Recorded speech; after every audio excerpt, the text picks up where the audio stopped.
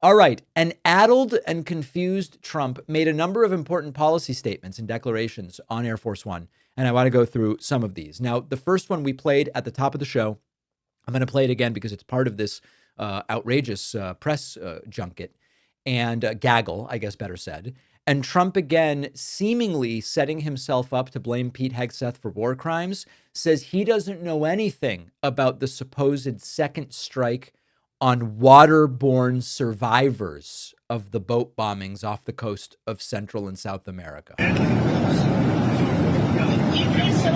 talk a little bit about the strikes and the controversy around Secretary of Defense Pete Hegseth? I don't know anything about it.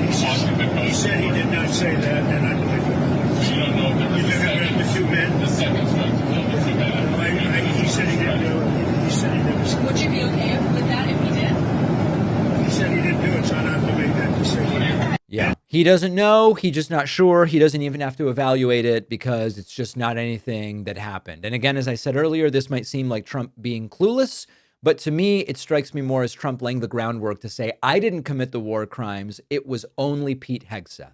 Trump then struggling mathematically, talking about prices coming down 500%, 600%, still struggling with that very basic arithmetic. I wish reporters would call him on the math of it. You know, one of the reasons that healthcare can work is because of what I just did with favored nations. You're going to have drug prices coming down 500, 600, 700% because of me. In other words, we're going to have the lowest drug prices, tied for the lowest drug prices anywhere in the world. It's called favored nations, and you don't talk about it. It's probably the biggest thing to happen in medicine in the last 100 years. Well, nobody seems to understand the math of it. And I wish a reporter would say, sir, if you discount something 100%, it now costs zero. What do you mean you're going to discount it 500%, 600%? Sometimes he's even gone as high as 1,000%. I wish a reporter would ask and get him to do the arithmetic right in front of you. Trump asked about referring to Governor Tim Walz as seriously retarded. And he goes, oh, I completely stand by that. Yeah. Top of that, in that same post, you mentioned Tim Walz, and you called him what many Americans do find offensive or retarded. Do you stand by that claim of calling Tim Walz retarded? Yeah, I think there's something wrong with it. Absolutely true. Because you don't think You have a problem with it? You know what? I think there's something wrong with it.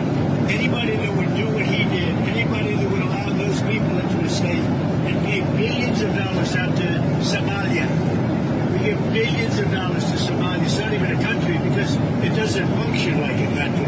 It's got a name, but it doesn't function like a country. Yeah, there's something wrong with Walz. There you go. Tim Walz says we need Trump's MRI. Trump says Walz is seriously retarded, and there is something very, very wrong with him.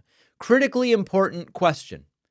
Trump has been making a big deal out of how these bombings of boats off the coast of Venezuela and the Caribbean, etc., are to keep drugs out of the United States. Trump has insisted one of the most important priorities of this second term, keep the drugs out of the United States, except Trump has pardoned multiple notorious drug traffickers.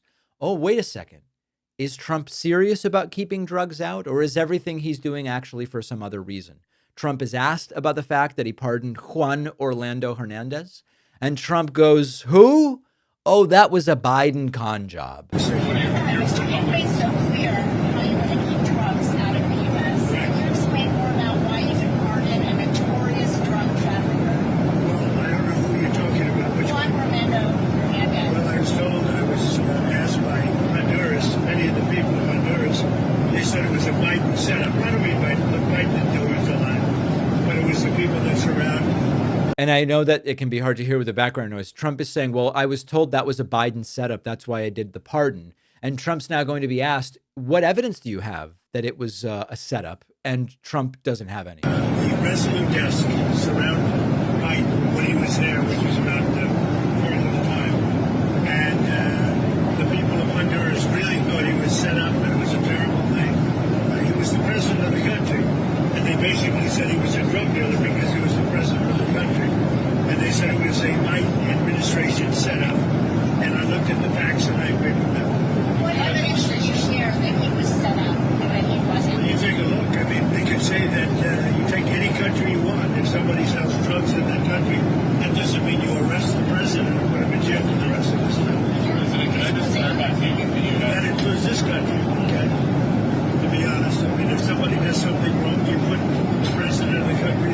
said it was a Biden setup.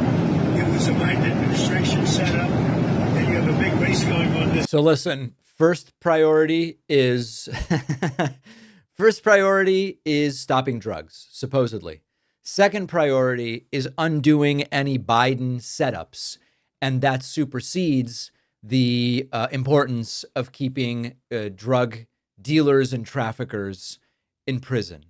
This guy's brain is mush, and he doesn't seem to understand even the first thing about the questions he's being asked. But there is something, when people start declining cognitively, in my experience, and based on the doctors we've spoken to, there is an underlying essence of their personality that it remains there. With some people, it's as they get deep into cognitive decline, their love for music and sometimes ability to play an instrument remains. It's sort of like so core to their essence. With Donald Trump, even though he doesn't know who he's pardoning, or he does, but he's lying, and he doesn't know why he got an MRI or whatever, the most important thing is the media should accept whatever he says as true, not question it.